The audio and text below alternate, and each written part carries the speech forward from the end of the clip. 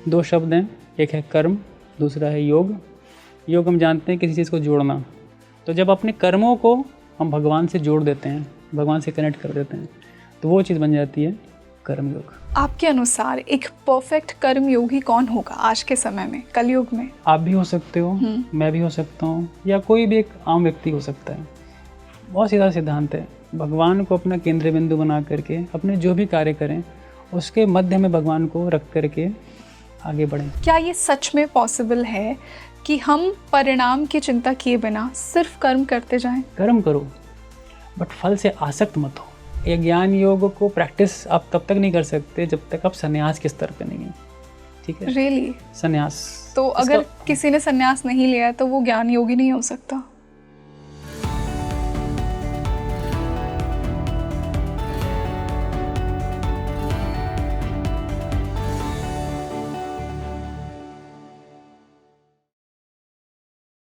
Hello, मैं हूं आपके साथ Rangoli Sharma and welcome back to your favourite spiritual podcast Speaking Tree. दोस्तों, आज के पॉडकास्ट में हमने जीवन को जीने के 3 बहुत ही महत्वपूर्ण तरीकों पर बात की है।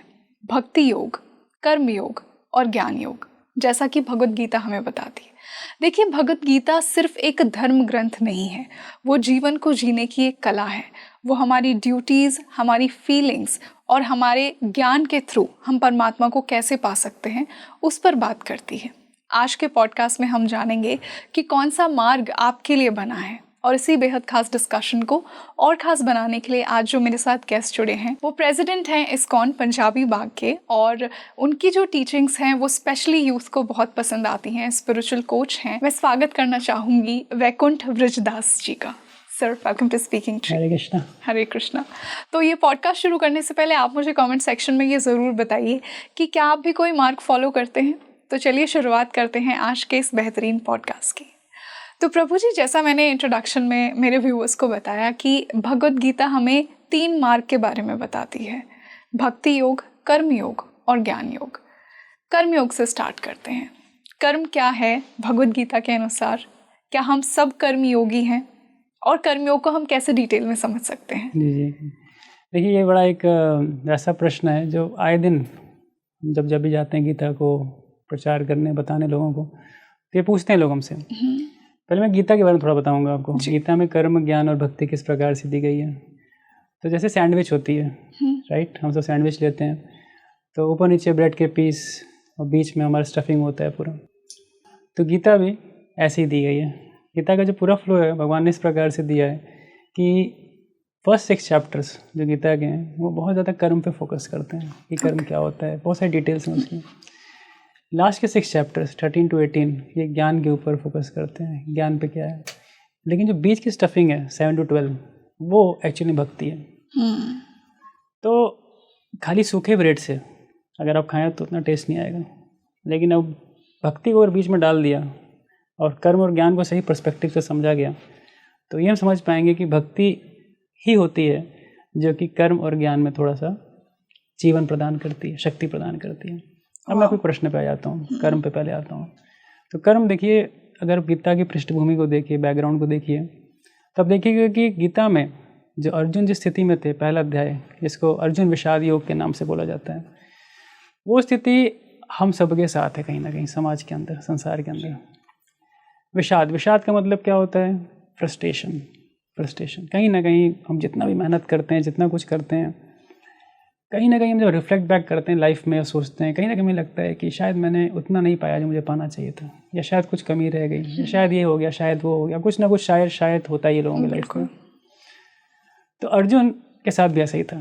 पहले अध्याय में अर्जुन के साथ क्या था? अर्जुन ऐसे मुकाम पे खड़े थे जहाँ पे कि बस अब युद्ध शुरू होने जा रहा है, लेकिन फिर भी उनको ऐसा लगा कि ये युद्ध सही नहीं है, और उन्होंने बड़े सारे कारण बताए भगवान को कि भगवान ये युद्ध में क्यों नहीं करना चाहता, क्या क्या कारण है, वो पहले अध्याय में। और उसके बाद वो कहते हैं कि मैं भगवान युद्ध कर नहीं सकता, और भगवान भी बड़े आश्चर्यचकित कि मतलब ये इस प्रकार से हो गया कि आप किसी एक फाइनल मैच में उतर चुके हैं और आपको ओपनिंग बैटिंग करनी है, और बैट्समैन कह रहा है कि मैं बॉलर को फेस नहीं कर सकता क्योंकि कई सारे मेरे अपने रीजंस हैं, और मैं बैट रख दिया ज़मीन पे, और अंपायर आके उसको समझा रहे हैं नहीं, मैच कंटिन्यू करो। बट कहीं ना कहीं आप देखिएगा ध्यान से कि भगवान ने मोटिवेट किया अर्जुन को।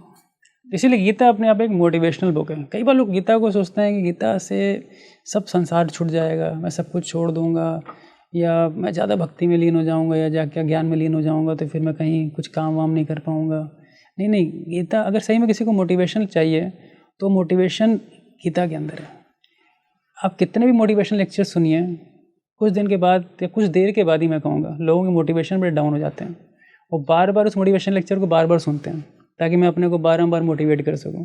लेकिन कृष्णा क्या करते हैं, एक बार खाली एक मुहूर्त में, एक मुहूर्त समथिंग लाइक 45 to 48 मिनट्स, उसमें ऐसा एक मोटिवेशन लेक्चर दिया अर्जुन को कि पूर्ण रूप से अर्जुन ज्ञान में स्थित होकर फाइट किए हैं। तो पहला तो एक कर्म का एक बहुत स्ट्रॉन्ग मोटिवेशन एक सही नॉलेज के साथ भगवान देते हैं अर्जुन को भगवद गीता के अंदर। कर्म योग एक सीधे भाषा में मैं कहूँ क्या इसका अर्थ होता है, दो शब्द हैं, एक है कर्म, दूसरा है योग। योग हम जानते हैं किसी चीज़ को जोड़ना। तो जब अपने कर्मों को हम भगवान से जोड़ देते हैं, भगवान से कनेक्ट कर देते हैं, तो वो चीज़ बन जाती है कर्म योग। तो कहने का सीधा साधा उपाय भगवान गीता के सारे पहले के 6 अध्याय हम यही बताते हैं कि हम सबको अपने कर्मों को जो करते हैं, जो भी एक्ट करते हैं, उसको भगवान को अर्पित करना शुरू करना चाहिए। 3rd चैप्टर 9th वर्स में भगवान कहते हैं यज्ञानार्थात् कर्मणो अन्यत्र लोकोऽयं कर्म बंधना, कि हर कर्म का उद्देश्य एक सैक्रिफाइस है कि हम उसको भगवान के लिए समर्पित करें। तो अब इसका बहुत विस्तार है, बहुत सारी चीज़ें, बट सरलता से कर्मयोगी है। आपके अनुसार एक परफेक्ट कर्मयोगी कौन होगा आज के समय में, कलयुग में? परफेक्ट कर्मयोगी मैं कहूँगा आप भी हो सकते हो, मैं भी हो सकता हूँ, या कोई भी एक आम व्यक्ति हो सकता है। बहुत सीधा सिद्धांत है, भगवान को अपना केंद्र बिंदु बना करके अपने जो भी कार्य करें उसके मध्य में भगवान को रख करके आगे बढ़ें। जैसे सरल भाषा में कोई विद्यार्थी है, बहुत अच्छे नंबर आए एग्ज़ाम में, काफ़ी अच्छा स्कोर किया उसने, वो हर किसी को क्रेडिट दे सकता है। क्रेडिट देगा कि मेरे टीचर ने मुझे अच्छा पढ़ाया, मेरे पेरेंट्स ने बहुत सपोर्ट किया, मेरे बड़े भाई का बहुत उसमें सपोर्ट रहा। ऐसे there are lot of list जिसमें क्रेडिट दे सकता है। हम कहेंगे कि अब उसमें एक क्रेडिट भगवान को दे दीजिए कि भगवान ने आपको इतना सक्षम बनाया, इतनी बुद्धि दी और इतना आपको रिमेम्बरेंस दिया उस पॉइंट ऑफ टाइम पे जब आप पेपर लिख रहे थे, ताकि आप अच्छे स्कोर कर सको। तो कहीं ना कहीं एक थैंक्स भगवान के लिए भी बनता है लाइफ में। सिमिलरली आप कोई भी कार्य करते हैं, मान लीजिए गृहिणी हैं आप और आप कुछ बना रहे हैं, ठीक है ना, तो आप हो सकते हैं उद्देश्य हो परिवार के लिए बनाना, अपने अपने घर वालों के लिए बनाना, उसी उद्देश्य को थोड़ा सा चेंज कर दीजिए। बोले आज मैं ठाकुर जी के लिए बना रही हूँ, आज उनको अर्पित करना है, मुझे उनको दे रही हूँ मैं। तो कहने का मतलब कहीं ना कहीं अपने जीवन में भगवान को क्या करिए, थोड़ा सा इंक्लूड करिए। प्रभु जी, भगवद गीता ये भी कहती है कि कर्म करो और फल की चिंता मत करो। मैं इसका रियल मीनिंग जानना चाहूँगी, क्या ये सच में पॉसिबल है कि हम परिणाम की चिंता किए बिना सिर्फ कर्म करते जाएं? ये किसी के लिए भी संभव नहीं है। मैं हूँ चाहे आप हो, कोई भी कार्य करेंगे कुछ उद्देश्य से करेंगे। बिल्कुल, है कि नहीं? अगर मैं यहाँ से मेट्रो स्टेशन तक भी जा रहा हूँ तो एक उद्देश्य है मेरा उसके पीछे जिसके लिए मैं जा रहा हूँ। जब ये बात कहते हैं लोग कि कर्म करो और फल की चिंता मत करो, ये उसी प्रकार से कि आप एक फुटबॉल मैच तो खेल रहे हो और गोल पोस्ट हटा दिया आपने, गोल पोस्ट ही नहीं है, अब आप कहाँ बॉल लेके दौड़ोगे इधर गोल करोगे, मतलब उस पूरे के पूरे मैच का क्या अर्थ है ये कौन समझाएगा। बिल्कुल। तो भगवान ये नहीं कहते हैं कि कर्म करो और फल की चिंता मत करो। भगवान कहते हैं, थोड़ा ध्यान से गीता पढ़नी पड़ेगी, कर्म करो बट फल से आसक्त मत हो। मतलब अर्थ सीधी भाषा में आप उद्देश्य को सामने रख करके कर्म करो, लेकिन आप उद्देश्य सामने रख के अपना भरसक प्रयास करके कर्म भी करोगे तो हो सकता है जो फल आप वांछित हो, जो फल आप चाहते हो वो शायद आपको ना मिले। ओके। तो फिर जो भी आउटकम हो ना उसको बोल्डली फेस करो, उसको बोल्डली फेस करो, शायद वो आपके अगेंस्ट में आया हो या चाहे आपके फेवर में आया हो। In either case your heart should be ready, आपका हृदय एकदम रेडी होना चाहिए उसको एक्सेप्ट करने के लिए जो भी आउटकम है। समस्या क्या है संसार की, वो आउटकम को कभी एक्सेप्ट नहीं कर पाते। उनको लगता है कि मेरे हिसाब से जो मैं चाहता तो हुआ तो ठीक है, भगवान है वरना तो कहाँ है भगवान। बिल्कुल, ये मतलब कि एक्चुअली में कि कर्म करो और फल से आसक्त मत हो। एक ट्विस्ट है, एक कैच है स्टेटमेंट में जो हमें समझने की बहुत ज़्यादा ज़रूरत है। अन्यथा क्या करता है कि ये व्यक्ति को या तो गीता की फिलॉसफी को रिजेक्ट करवा देता है पूरी तरह से, या तो आपको आलसी बना देता है कि चलो कर्म कर लिया, होना है तो होगा, नहीं होगा तो नहीं होगा, जो भगवान की इच्छा है। गीता में लिखा है, गीता में ऐसा लिखा है। बिल्कुल। तो व्यक्ति अपने कर्मों के प्रति पूरा जोर नहीं लगाएगा कभी। इसी से हम दूसरे योग पर आते हैं, भक्ति योग। कौन एक सच्चा भक्त होता है और क्या भक्ति के भी स्तर हैं, कैसे हम उनमें डिफरेंशिएट कर सकते हैं? जी देखिए, भक्ति में आते हैं तो भक्ति में आप देखिएगा क्या है, भक्ति में जब तक भगवान के बारे में सही ज्ञान नहीं है, क्योंकि भक्ति जैसे मैंने आपको बताया ना 7वें अध्याय शुरू करते हैं भगवान, और 7वें अध्याय का जो शीर्षक है वो है भगवान के प्रति ज्ञान या भगवत ज्ञान है, पहले भगवत ज्ञान। और जब तक आपको भगवत ज्ञान नहीं है सही से, तब तक भक्ति का कोई अर्थ नहीं बनता है पहले, क्योंकि हमारे जो सेंटिमेंट्स या इमोशंस हैं उसको खाली भक्ति का शेप दे दें अपने तरीके से, तो उसको भक्ति नहीं कह सकते, है ना। आज मेरे मन में आया जी, आज मैंने कुछ कर दिया, आज मैंने कुछ कर दिया, है ना, तो मैं उसको भक्ति का नाम दे दूँ। मेरे मन में आया भक्ति ये है, भक्ति वो है, भक्ति ऐसा है ना। कि जैसे मैं उदाहरण दूँ आपको सिंपल सा, एक बार एक ऐसे ही किसी ने फ़ोटो शेयर की थी कि लड्डू गोपाल जी को उसने एक कलछी पकड़ा दी, और कलछी पकड़ा दी और कढ़ाई के सामने उनको रख दिया और कहा कि देखो जी बरसात का सीज़न चल रहा है, बारिश हो रही है, जिसको पकौड़े खाने बोलो राधे राधे। अब कोई कहेगा ये क्या मतलब, ये सेंटिमेंट है, क्या है लोगों का, ऐसे क्यों बिहेव करते हैं, या भगवान को कम से कम ऐसा क्यों बना रखा है। अब उसको लोग भक्ति का नाम दे देते हैं कि देखो जी भक्ति है। बट वास्तविक रूप से कहा जाए, भक्ति में ये समझना बहुत ज़रूरी है हमको, पहले भगवान क्या हैं, भगवान की शक्तियाँ क्या हैं। बिल्कुल। और जब तक ये ज्ञान ना हो तब तक वो भक्ति में जा नहीं सकते आगे आप। दूसरी चीज़ आपने जो पूछा भक्ति के स्तर को लेकर के, भगवान कहते हैं भक्ति एक सबसे मिनिमम लेवल से शुरू की जाए, सबसे मिनिमम लेवल से। तो वो कहाँ से शुरू होती है, भगवान 9वें अध्याय में बोलते हैं, पत्रम पुष्पम फलम तोयम यो में भक्त्या पृच्छति तद अहम भक्ति उपहृतम अश्नामी प्रयतात्मना। भगवान कहते हैं कि आपके पास कुछ भी थोड़ा मोड़ा, मान लो पत्र है, पुष्प है, फल है, कुछ भी है ना, आप मेरे को अर्पित करो। आप खाली इतना से अर्पित करोगे ना, यही मैं भक्ति काउंट कर लूँगा आपके लिए। छोटी से छोटी चीज़ आपके जीवन की कुछ भी हो, जैसे सुदामा का हम देखते हैं, कुछ नहीं था सुदामा के पास। सुदामा खाली अपने घर में थोड़ा सा चिड़वा था, वो लेकर के आए और आकर के उन्होंने भगवान को भेंट किया द्वारका में, भगवान ने अपना सब कुछ दे दिया उसको। तो कहने का मतलब भगवान की भक्ति तो बहुत ही मिनिमम लेवल से यहाँ शुरू होती है। और टॉप मोस्ट की बात करें, इसमें अगर लेवल में आप धीरे धीरे आगे बढ़ते जाएँ तो उसमें बताते हैं कि जब तक हमारा 100% भगवान के प्रति स्मरण हो जाना, भगवान में लीन हो जाना, भगवान में एक समाधि प्राप्त कर लेना, तब तक हम बताते हैं कि क्या वो भक्ति का सबसे उन्नतम स्तर है, उच्चतम स्तर है। अब इसके बीच में बहुत सारे लेवल्स हैं। जब तक वो स्मरण दशा में नहीं पहुंच गया, जब तक उस रिमेम्बरेंस में भगवान के नहीं पहुंच गया, तो तब तक हम सब कहीं ना कहीं बीच में लाई करते हैं।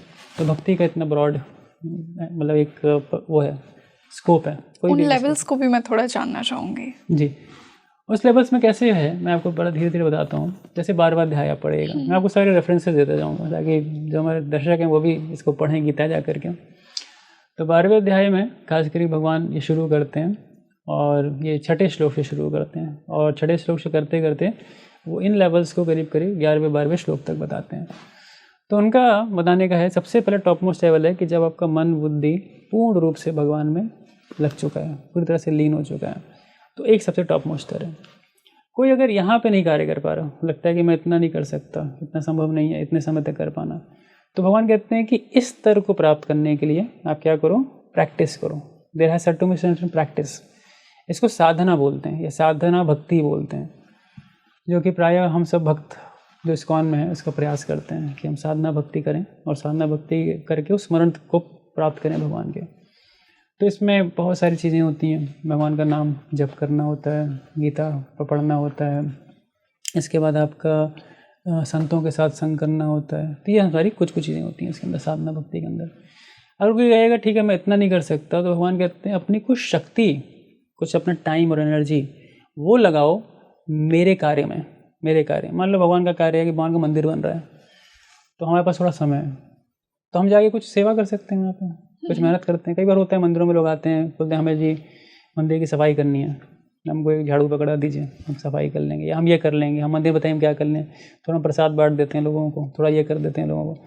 ऐसे लोग अपना कुछ समय और अपना जो शक्ति है वो कुछ भगवान की एक डायरेक्ट सेवा में लगाना चाहते हैं। ये एक लेवल हो गया। इसे थोड़ा और लेवल नीचे आए, कोई बोले मेरे पास समय भी नहीं है, मेरे पास शक्ति भी नहीं है और मैं ये सब तो नहीं लगा सकता, फिर मैं क्या कर सकता हूँ? कोई बात नहीं, आप अपने जो मेहनत के फल है, मेहनत के फल को आप लगा दीजिए भगवान की सेवा में।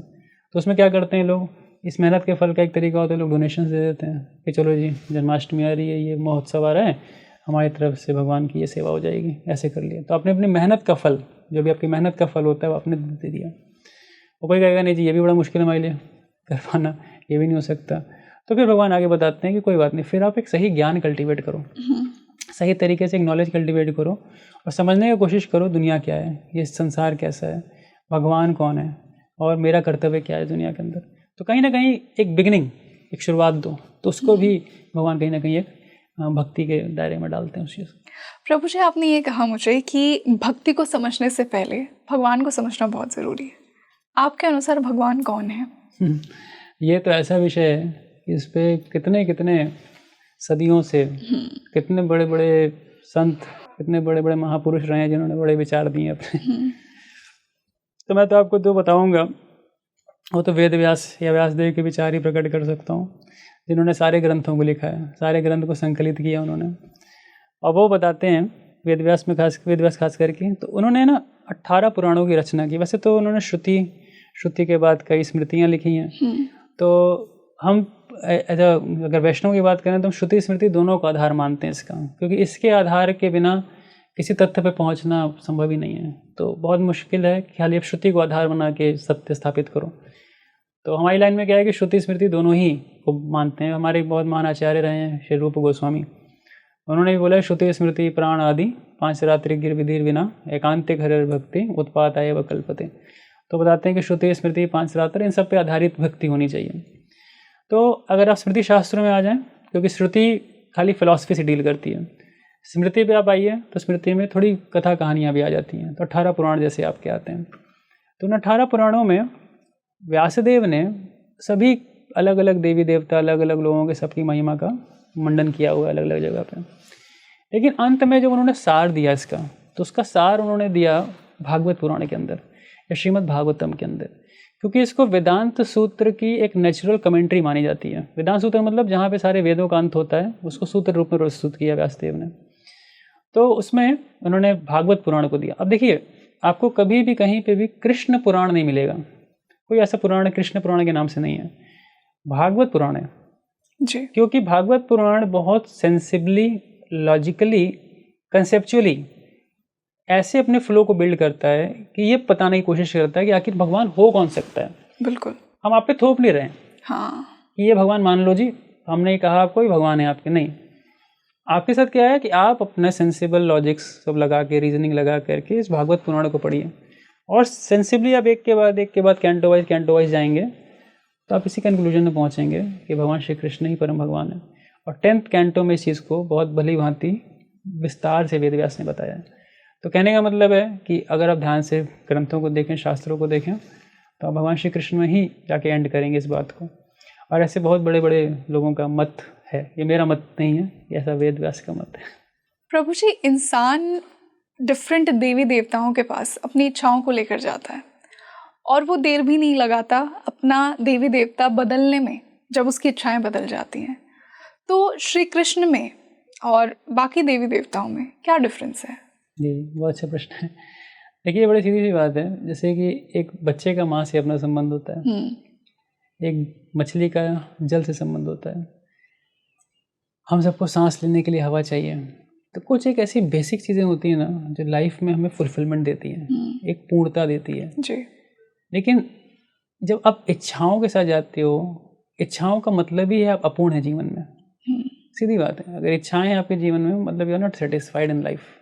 आपको वो वस्तु चाहिए, वो चीज़ चाहिए, जब तक वो आपकी लाइफ में आएगी नहीं ना, till that time you are not complete. इसके लिए लोग बहुत सारे देवी देवताओं के पास जाते हैं। अब इसमें नुकसान क्या है देवताओं के पास जाने में? जैसे आपने खुद ही प्रश्न में बोल ही दिया कि जब तक एक से पूरी हो रही है तब तक कर लो जी काम, नहीं हो रही तो दूसरे कोई पकड़ लो। नहीं तो तीसरे को पकड़ लो, चौथे को पकड़ लो। अच्छा चलो, कई लोग और स्मार्ट होते हैं, उनको पता है कि चलो सभी को पकड़ लो एक साथ। सोमवार का दिन है तो शिव जी को पकड़ लो, मंगलवार है तो हनुमान जी पकड़ लो, बुधवार को गणेश जी पकड़ लो, गुरुवार को भगवान विष्णु को पकड़ लो, देवी को पकड़ लो। कुछ नहीं तो आजकल शनिदेव का ही बहुत डर होता है लोगों को कि शनि की 7.5 वगैरह चल रही है, तेल चढ़ाओ, ये करो वो करो, सूर्य की पूजा करो। मतलब यहाँ पे सेंट्रल पॉइंट थोड़ा देखना पड़ेगा। सेंट्रल पॉइंट यही है कि इच्छाएं प्रबल हैं, उन इच्छाओं को पूरा करने के लिए क्या है, जो भी काम में आ जाए उसको काम में लगा दो। लेकिन भगवान के साथ लोग, अच्छा हाँ, इसमें एक इंटरेस्टिंग चीज़ और है कि लोग भगवान को भी हो सकता है इसके लिए लगाएं, कृष्ण को भी हो सकता है इस कार्य में लगाएं कि चलो जी इनसे भी काम निकलवाते हैं कुछ। क्योंकि जैसे भगवान का एक नाम माधव है, तो माधव का अर्थ होता है भगवान लक्ष्मी के पति हैं। तो चलो जी भगवान कृष्ण को अपने घर में ले आते हैं तो काफ़ी धन की वर्षा होगी, काफ़ी पैसा आएगा मेरे पास, काफ़ी धनी हो सकता हूँ मैं। तो हो सकता है लोग भगवान का भी इस तरह से कुछ करें। लेकिन भगवान भी कहते हैं, भागवतम के अंदर बताया, अकाम सर्व काम मोक्ष काम उदारधि तीव्रेण भक्ति योगेन यजेत पुरुषम परम। कोई बात नहीं, मेरे पास तुम किसी भी प्रकार से आओ, इच्छाओं से आओ चाहे इच्छाओं के बिना आओ, मैं तुम्हारी इच्छाओं को भी पूरी करूँगा, लेकिन इस प्रकार से पूरी करूँगा कि बाद में तुम इच्छा भी नहीं पूरी करना चाहोगे, उस इच्छाओं को भूल जाओगे। जैसे भागवतम में एक बड़ा सुंदर प्रसंग आता है 4थे स्कंद में, ध्रुव महाराज का। ध्रुव महाराज जो थे वो ब्रह्मा से ऊंचा लोक प्राप्त करना चाहते थे, वो चाहते थे कि मैं उससे बड़ा कुछ राजा बनूं, और उसके लिए भगवान विष्णु की तपस्या के लिए वो गए मधुवन में, ब्रज में पड़ता है स्थान, और वहाँ पे उन्होंने तपस्या शुरू की। और बताते हैं 6 महीने भगवान को प्राप्त कर लिया। और बड़ा सुंदर बात, जब भगवान को प्राप्त कर लिया ना, बड़ी सारी प्रार्थनाएं की, एक बड़ी सुंदर प्रार्थना उन्होंने की, स्थाने बिलाशी तपसी स्थितो हम कम प्राप्तवान देव मुनिंद्र गुह्यम। तो बताते हैं कि स्थाने स्थितम, क्या बोला उन्होंने कि मैं उस उत्तम स्थान को प्राप्त करने के लिए क्या किया था, इतनी तपस्या किया। और इतनी तपस्या करने के बाद क्या हुआ, भगवान मैंने आपको प्राप्त कर लिया। अब कोई कहेगा अच्छा भगवान को प्राप्त कर लिया, इसमें कौन सी बड़ी बात है। तो उन्होंने बताया कि काचम विचिन्वन अपि दिव्य रत्नम। तो कहते हैं कि क्योंकि जो मेरी इच्छा थी ना पहले वाली, वो एक टूटे हुए कांच के समान थी, क्योंकि आपको प्राप्त करने के अंदर को लग रहा है भगवान मैंने कितना बड़ा दिव्य रत्न प्राप्त कर लिया है। और स्वामिन कृतार्थो अस्मि वरम न याचे, कि भगवान अब मेरे को और कुछ इच्छा नहीं है आगे प्राप्त करने की, क्योंकि आप प्राप्त हो गए हो। तो मैं वही पॉइंट बता रहा हूँ ना, दैट्स फुलफिलमेंट। जो फुलफिलमेंट हमको भगवान के संपर्क में आता है ना, भगवान के करीबी में आता है, वो चीज़ संसार की कोई भी वस्तु पूरी नहीं कर सकती। एक बच्चा है ना, वो जब रो रहा है, उसको आप खिलौने पकड़ा दीजिए, खाने का पकड़ा दीजिए, कुछ भी पकड़ा दीजिए, तो उससे उसकी जो रोना है वो हो शांत ना हो। कई बार लोग ऐसा करते हैं, ये दे दिया ये दे दिया ये दे दिया, शायद शांत हो जाए, लेकिन अंत में होता है कब शांत हो, जब उसकी माँ के उसको उठा लेती है, माँ उसको उठा के गोद में लेकर के अपने सीने से लगा लेती है, उस समय वो बच्चा शांत हो जाता है। ये बच्चे को वो चाहिए था, वस्तुएं नहीं चाहिए थी। तो हमारा भगवान कृष्ण के साथ यही संबंध है, एक sense of fulfilment. Yes, a very deep fulfilment. तो प्रभु जी, क्या ये कहना सही नहीं होगा कि एनर्जी तो सेम है, बट वो किसी को कृष्ण की फॉर्म में महसूस हो रही है, किसी को देवी की फॉर्म में, किसी को महादेव की फॉर्म में, किसी को हनुमान जी की फॉर्म में। क्या ये सेम एनर्जी नहीं है जो हमें डिफरेंट मैनिफेस्टेशंस जिसकी दिख रही हैं और हम एक पर्टिकुलर की तरफ इंक्लाइंड हैं या उनकी भक्ति में लीन है? क्या सेम एनर्जी नहीं है? जी जी, ये जो आप बात कह रहे हैं ये बहुत ही एक प्रचलित सिद्धांत है भारत के अंदर, और इसको मायावाद बोला गया है, मायावाद सिद्धांत बोला गया है। और हमारे परंपरा में एक बहुत ही महान आचार्य रहे, आज से करीब करीब 800 वर्ष पूर्व उनका प्राकट्य उडुपी क्षेत्र में हुआ था, पाजक क्षेत्र में, मध्वाचार्य जी का। तो उन्होंने इस सिद्धांत का भली भांति खंडन किया है, बहुत अच्छे से खंडन किया। अब इस सिद्धांत के ऊपर तो मैं बहुत ज़्यादा चर्चा नहीं जाना चाहता, बट मैं इस सिद्धांत से क्या नुकसान हो सकता है वो बता सकता हूँ थोड़ा। क्या? देखिए, अगर आप एक शक्ति की बात करते हैं और एक शक्ति है और वो शक्ति इस प्रकार से नाना प्रकार से विभाजित है और अलग अलग रूपों में हमारे समक्ष आती है, तो कहीं ना कहीं ऐसा होगा ना कि एक दिन हमें भी एहसास होगा कि अगर ये सारी शक्तियाँ हैं और मैं भी एक शक्ति हूँ, तो क्या मैं भी वो नहीं बन सकता? बन सकता हूँ, मैं भी कृष्ण बन सकता हूँ, मैं भी शिव बन सकता हूँ, मैं भी राम बन सकता हूँ, मैं भी हनुमान बन सकता हूँ, मैं भी देवी बन सकता हूँ। जो मेरे को अच्छा लगे वैसा मैं बन सकता हूँ, क्योंकि सब तो शक्तियाँ ही हैं, मैं भी शक्ति हूँ, तो शक्ति शक्ति में बन गई। उससे व्यक्ति के अंदर बहुत अहम की भावना और अहम के साथ साथ क्या भावना है, अपने अस्तित्व से बहुत दूर हो जाएगा वो। उसका अस्तित्व है कि वो भगवान के अधीन है और अधीन होकर के उसका एक संबंध है भगवान के साथ। मतलब ये ऐसी बात हो गई कि मैं एक पुत्र हूँ अपनी माँ का, और अब मैं माँ ही बनने का मतलब एक विकृत रूप से प्रयास कर रहा हूँ। मैं उस पोजीशन पे जाने की कोशिश कर रहा हूँ जो मैं हूँ नहीं। और इसी को बहुत डिटेल में मायावाद डिस्क्राइब करता है कि एनर्जी का एक्सपेंशन। और फिर इस प्रकार से वैष्णव सिद्धांत ये कहता है कि जीवेर स्वरूप होए कृष्ण नित्य दास। हम सब भगवान के एक नित्य दास या नित्य एक सेवक के रूप में होते हैं। हमारी एक जो वास्तविक अवस्था ये है, हम कभी भगवान नहीं बन सकते, क्योंकि जब भगवान बनने की चेष्टा करते हैं या हम सोचते हैं कि उस पर ब्रह्म में हम लीन हो जाएंगे या हम भी वो ब्रह्म बन जाएंगे या हम भी एक देवी देवता का रूप धारण कर लेंगे, तो ये गलत सिद्धांत है, ये सही सिद्धांत नहीं है। वास्तविक सिद्धांत क्या है कि हम सब भगवान के अंश हैं, और अंश और जो पूर्ण ईश्वर हैं वो एक नहीं है। There is a difference of quality and quantity, ठीक है ना। जैसे एक समुद्र है, समुद्र के अंदर समुद्र की एक बूंद है, वो भी खारी है और पूरा समुद्र भी खारा है, लेकिन एक समुद्र और एक बूंद में बहुत फर्क है। बूंद कभी समुद्र नहीं बन सकती है। तो ये बेसिक सिद्धांत है इसके पीछे का। तो देवी देवताओं का जो एनर्जी वाला कंसेप्ट है वो एक बहुत डेंजरस कंसेप्ट है। बट जब वो बूंद समुद्र में मिल जाएगी तो वो समुद्र ही बन जाएगी ना, उसे हम बूंद तो नहीं कहेंगे। हाँ, अब इसमें एक बड़ी सिंपल सी बात है, जब वो अंश मिलेगा तो अंश मिलेगा तो, लेकिन अंश अगर अपनी एक इंडिविजुअलिटी मेंटेन करना चाहता है तो उसमें एक और उदाहरण मैं आपको दे सकता हूँ। जैसे कि नदियाँ होती हैं, एक उदाहरण और कई बार बहुत फेमस है कि कई सारी नदियाँ हैं तो निकलती और निकल करके एक समुद्र में मिल जाती हैं, तो अपना अस्तित्व खो देती हैं। वो समुद्र बन चुकी हैं, वो नदी नहीं रह गई हैं, वो सब समुद्र हो गई हैं। लेकिन हमारे आचार्य बताते हैं कि हमको वो नदी की तुलना अपने आप से नहीं करनी चाहिए। हमें कैसे देखना चाहिए कि हम उस नदी के अंदर एक मछली हैं, और जब मछली जिसकी एक इंडिविजुअलिटी है, इसका एक रूप है, वो जब प्रवेश करती है समुद्र के अंदर तो वो एक मछली ही रहती है, और कहीं से भी एक समुद्र का हिस्सा नहीं बनती है। कहने का मतलब दो अलग अलग उपमाएं मैंने दी हैं आपको, दो अलग अलग एनालॉजीज दी हैं। तो पहली एनालॉजी जो आपने उठाई जिसमें कि बूंद और पानी का समुद्र का लिया, तो वो एक अलग दृष्टांत को प्रस्तुत करने के लिए, एक अलग अंडरस्टैंडिंग को देने के लिए। और दूसरा जो मैंने आपको दिया उदाहरण, वो क्या समझाने के लिए कि हम सब की एक इंडिविजुअलिटी है, वी आर इंडिविजुअल्स, और एज ए इंडिविजुअल्स हम अपनी आइडेंटिटी को लूज़ नहीं करते, हम अपने अस्तित्व को नहीं खोते हैं। किसके समक्ष? परब्रह्म के आगे। बट आपने ये भी कहा मुझे साथ ही साथ कि हम सब भगवान के अधीन हैं। जी, अधीनता का अर्थ है सेवक हैं भगवान के, तो हम एक सेवक मात्र रहते हैं, भगवान एक मालिक के समान है। तो फिर हमें हमारी इंडिविजुअलिटी के बारे में इतना क्यों सोचने की ज़रूरत है? ज़रूरत है क्योंकि हमारी इंडिविजुअलिटी में ही आनंद है। जब हम ये जानते हैं कि हमारा भगवान से इस प्रकार से संबंध होता है, तो जो संबंध की बात आती है ना, तो संबंधों में आनंद होता है। ये बड़ी सीरियल सी बात है। देखिए, हर आध्यात्मिक पथ पे, आध्यात्मिक रास्ते पे कोई भी व्यक्ति हो ना, उसकी भी एस्पिरेशंस को अगर थोड़ा स्टडी करें या सुने समझें, तो वो भी आनंद की तलाश में है। हर व्यक्ति आनंद की तलाश में है। कई लोगों को खाने पीने में आनंद है, कईयों को घूमने फिरने में आनंद है, और जब इससे लोग थोड़े से फ्रस्ट्रेट हो जाते हैं, दुखी हो जाते हैं, तो इससे थोड़ा ऊपर राइज करते हैं लोग। तो कई विकृत रूप से भी आनंद लेते हैं लोग, जैसे नशे वशे की हालत में आते हैं, ऐसे वैसे। लेकिन जब थोड़े तो पवित्र और शुद्ध रूप से जाना चाहें ना, तो कहीं ना कहीं वो आध्यात्मिकता में उसको तलाशते हैं कि वो आनंद, वो शांति मेरे को आध्यात्मिकता में मिलेगी। सो वो जो आनंद, वो जो शांति, वो जो आध्यात्मिकता में ढूंढते हैं ना, तो जब वो आज रास्ते में आते हैं तो उसमें भी उनको कई स्तर के आनंद होते हैं आध्यात्मिकता के अंदर। एक स्तर का आनंद बोलते हैं जो कि ब्रह्म आनंद होता है, जो कि आप जिसका बात बता रही थी कि एक पानी जो मिल जाए समुद्र के अंदर, तो वो ब्रह्म आनंद होता है, जिसमें अपना अस्तित्व खो दिया आपने, और खोने के बाद आप ब्रह्म में लीन हो गए। और कई लोगों का लक्ष्य भी है ब्रह्म लीन हो जाना, ब्रह्म में खो जाना। और कई उनके ऐसे वो भी मिलेंगे आपको, एफोरिज्म्स या सूत्र मिलते हैं, जैसे तत्त्वमसि, अहम ब्रह्मास्मि।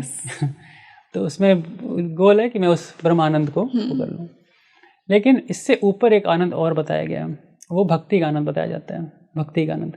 और भक्ति का आनंद क्या होता है? जिसमें आपकी इंडिविजुअलिटी मेंटेन्ड है। You are an individual, Krishna is an individual, and you love Krishna, और आपका एक बहुत ही डीप रेसिप्रोकेशन है कृष्णा के साथ, और ये भक्ति करके आएगा समझ में। बिल्कुल। प्रभु जी, कुछ ऐसे ग्रंथ हैं, कुछ ऐसे टेक्स्ट भी हैं जो ये भी कहते हैं कि भगवान कृष्ण माँ काली की ही मैनिफेस्टेशन है। कितनी सच्चाई है इस बात में? जी, ऐसे ग्रंथ हैं, ऐसे बताया भी जाता है। और इसमें एक बात थोड़ी समझने वाली विषय ये है कि जब भी ग्रंथों को पढ़ते हैं, हम ग्रंथों को लेते हैं, तो ग्रंथों के आगे पीछे भी पढ़ना बहुत ज़रूरी है। क्योंकि इसमें जब हम कोई बात उठा लेते हैं बीच से और फिर हम उसका कॉन्टेक्स्ट पीछे का और आगे का नहीं देखते, तो कई बार हो सकता है हम अपनी पॉइंट को प्रूव करने के लिए उसी चीज़ को सत्य मान के प्रूव कर दें। बड़ा सिंपल सा एक तरीका होता है। लेकिन एक चीज़ देखिएगा, ध्यान से समझिएगा, आप जो भी स्क्रिप्चर्स आप बोल रहे हैं, जो भी रेफरेंस आप बोल रही हैं, अगर ऐसा मैं मान भी लूँ सत्य है, अगर ऐसा है भी, इसी खाली फ्रेज़ को उठा लूँ मैं कि काली से ही कृष्ण आते हैं, तो अब हमें ये भी देखना पड़ेगा वो कृष्ण कौन है। क्योंकि कृष्ण कौन है ये भी हमें देखना पड़ता है। क्योंकि कृष्ण को भी जब हम समझने की कोशिश करते हैं ना, तो उसमें भी तत्व दृष्टि होती है। तत्वों से समझा जाता है कि आखिर कृष्ण है कौन। क्योंकि तत्व शब्द जो मैं यूज़ कर रहा हूँ ये बहुत महत्वपूर्ण है। क्योंकि गीता के 4 अध्याय में 9वें श्लोक में भगवान खुद कहते हैं इस बात को, जन्म कर्म चमे दिव्यम एवं योवेति तत्वतः त्यक्त्वा देहम पुनर्जन्म नैति मामेति सो अर्जुन। तो यहाँ पे तत्वतः शब्द भगवान ने यूज़ किया है। भगवान कहते हैं अगर मेरे कोई जन्म को और मेरे कर्म की दिव्यता को समझ ले, और कैसे समझ ले, तत्व से समझ ले, तो उसको पुनः इस संसार में जन्म नहीं लेना पड़ता, वो मुक्ति प्राप्त कर लेता है। इसलिए भगवान के जन्म और कर्म की दिव्यता को समझना इतना आसान नहीं पहले तो।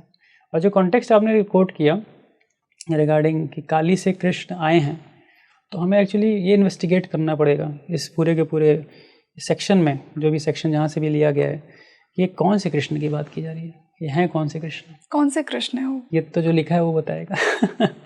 ये तो मतलब पूरा कॉन्टेक्स्ट पढ़ के ही समझ में आएगा कि कहाँ पे दिया है और कैसे बताया गया है। तो ये वो कृष्ण नहीं है, ये उनकी व्याख्या नहीं है जिन्हें भगवान कहा गया है। पूर्ण भगवान तो कभी आ ही नहीं सकते किसी और से। पूर्ण भगवान स्वतंत्र है अपने आप। और मान लीजिए मैं एक सिंपल लॉजिक ले लूँ कि मान लीजिए आ भी गए, तो इसमें कोई बहुत बड़ी बात भी नहीं है। क्यों नहीं बड़ी बात है? भगवान खंबे से आ सकते हैं, जैसे महाअवतार नरसिम्हा। कोई कहे नरसिम्हा देव के पिताजी कौन थे या मदर कौन थी, उनका अगर स्कूल में फॉर्म भरा जाए तो बोलेंगे खंबा, पिलर।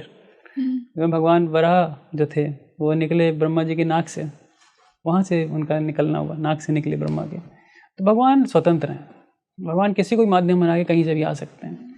तो अगर ऐसा किसी पुराण में मेंशन भी है, तो इसमें ये कहीं से नहीं प्रूव किया जा सकता या ये तथ्य नहीं स्थापित किया जा सकता कि काली स्तोत्र है कृष्ण का या माँ काली स्तोत्र है कृष्ण का। भगवान की स्वतंत्र इच्छा है, भगवान जहाँ चाहें वहाँ से प्रकट हो सकते हैं। तो हमको इस दृष्टिकोण से सिद्धांत को देखना चाहिए। प्रभु जी, क्या भगवान ये चाहते हैं कि हमें मुक्ति मिले? क्योंकि अगर ऐसा है तो फिर जो आपने मुझे एग्जाम्पल दिया था फिश का, जो कि एक नदी में है, तो फिर उसकी इंडिविजुअलिटी क्या रहेगी? जी, अच्छा प्रश्न। देखिए, जो मुक्ति का कंसेप्ट है ना, मुक्ति कंसेप्ट जो लोग समझते हैं वो है कि जन्म मृत्यु से बाहर निकल करके कहीं किसी ज्योति में प्रवेश कर जाना। हाँ, एक दिन सफरिंग खत्म हो जाएगी। जी, ये मुक्ति लोग समझते हैं। नहीं, मुक्ति को तो हम भी मानते हैं सत्य है। हम मानते हैं कि मुक्ति के बाद ही वास्तविक जीवन शुरू होता है। मुक्ति के बाद आप अपने एक आध्यात्मिक स्वरूप को जानते हो। हम सब का अपना एक आध्यात्मिक स्वरूप है। जैसे अभी हमारा जो स्वरूप है ये एक क्षणिक है, ये अस्थाई है। हम सबका शरीर बदलेगा, हम सब कुछ समय के बाद बूढ़े हो जाएंगे, फिर शरीर त्याग कर देंगे। ये हमारा एक भौतिक स्वरूप है जो हमें दिख रहा है अभी सामने।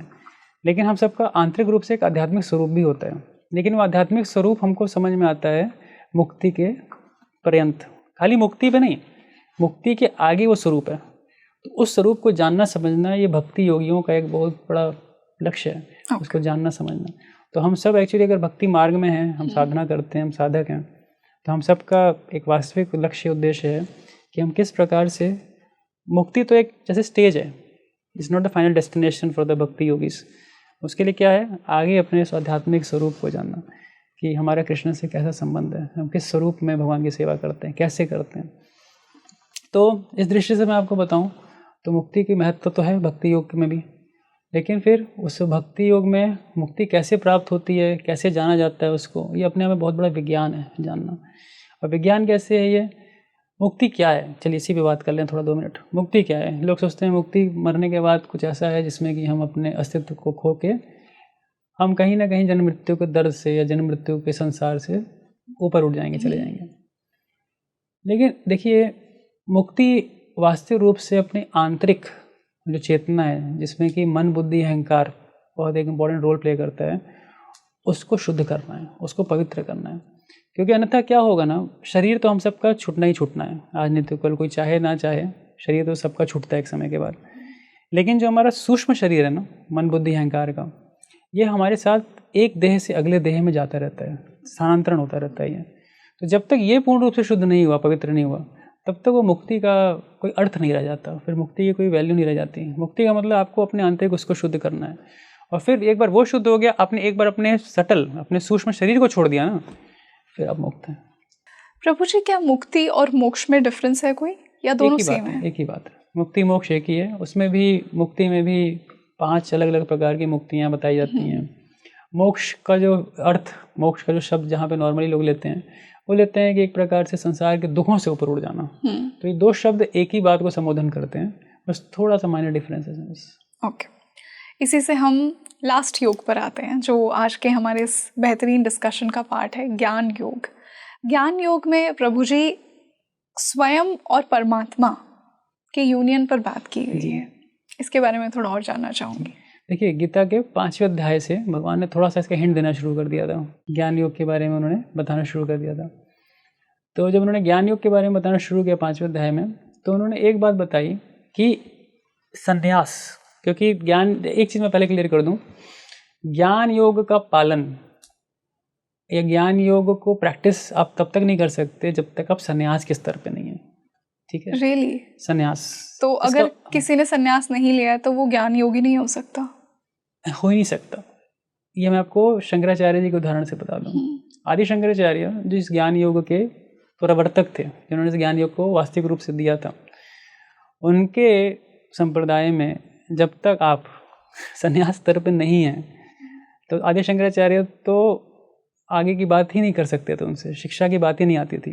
उनका एक बहुत ही एक फेमस डायलॉग है, इवन उनके जीवनी में आता है, जब उनकी वार्तालाप मंडन मिश्रा से होती है मिथिला में, और मंडन मिश्रा से जब होती है तो उस पूरी की पूरी शास्त्रार्थ का जो बुनियाद था इसी पे आधारित था कि अगर शंकराचार्य ने अपने मत को, वेदांत को सही रूप से प्रस्तुत करके उस शास्त्रार्थ को जीत लिया तो मंडन मिश्रा संन्यास ले लेंगे, और अगर मंडन मिश्रा अपने कर्म मीमांसा का जो सिद्धांत था उसमें जीत गए तो शंकराचार्य को गृहस्थ बन जाना पड़ेगा। तो शंकराचार्य के लिए तो बहुत बड़ी चीज़ थी।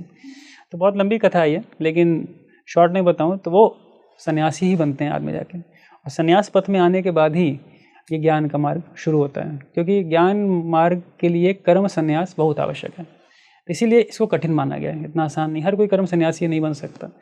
अगर हम कहें कि हमें अपना काम छोड़ना है, नौकरी छोड़नी है, पढ़ाई छोड़नी है, घर गृहस्थी छोड़नी है और ज्ञान मार्ग में जाना बहुत मुश्किल है। तो प्रभु जी, मतलब कर्म योगी और भक्ति योगी से थोड़ा सा ज़्यादा डिफिकल्ट है एक ज्ञान योगी बनना आपके अनुसार? बहुत कठिन है, बहुत। और एक मटीरियलिस्टिक लाइफ जीते हुए एक इंसान ज्ञान योगी नहीं बन सकता? मुश्किल है। तो एक्चुअली ज्ञान योगी होता कौन है?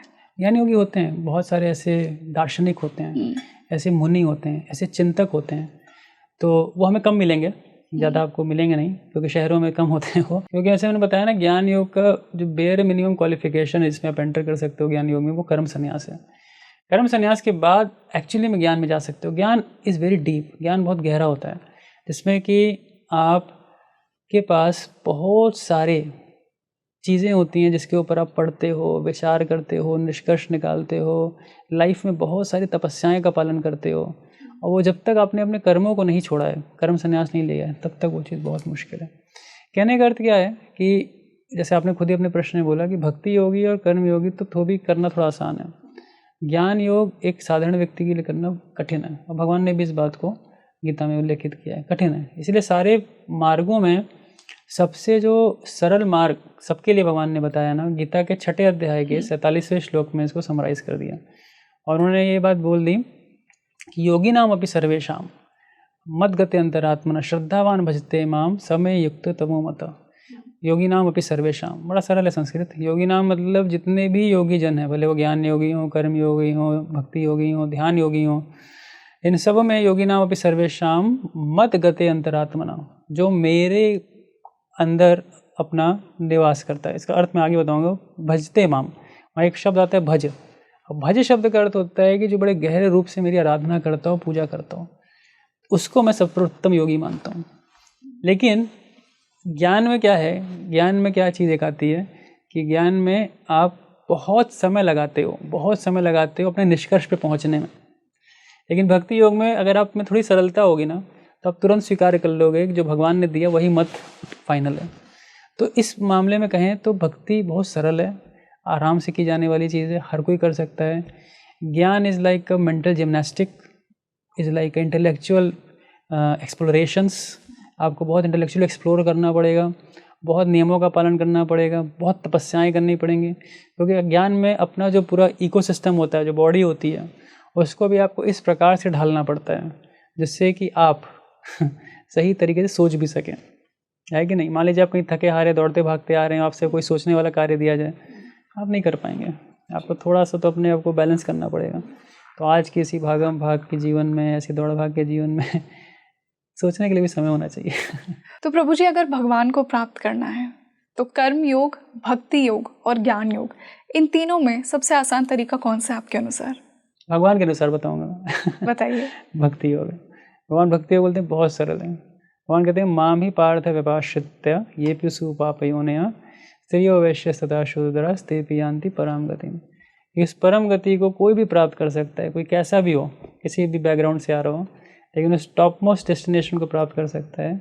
एक सिंपल सी चीज़, माम ही पार्थ व्यपाश्रित्य, जस्ट अगर भगवान की वो शेल्टर ले ले। तो भक्ति इतनी आसान है कि मतलब मनुष्य तो छोड़िए, कोई पशु जीवन में भी भगवान की शेल्टर लिया है ना, उसको भी भगवान ने बचा लिया। जैसे गजेंद्र का कथा सुने होंगे, देखें गजेंद्र ने कितने वर्षों तक घड़ियाल से युद्ध किया और फिर अंत में क्या हुआ, भगवान की स्तुति की, बड़ी सुंदर, भगवान ने उसको बचाया।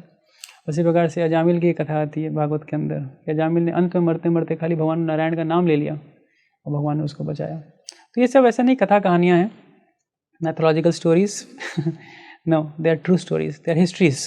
ये हिस्ट्री है, ये इतिहास है जो हुआ है पहले।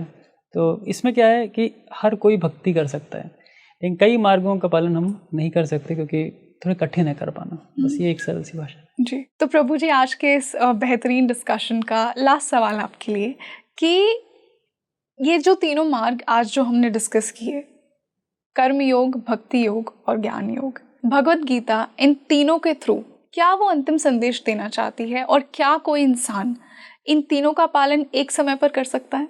जी, तो पहले प्रश्न का देखिए, भगवान का जो अंतिम संदेश है गीता को लेकर के, बड़ा ही सरल है, हर कोई कर सकता है। भगवान कहते हैं मन मना मद भक्तो मद याजी माम नमस्कुरु।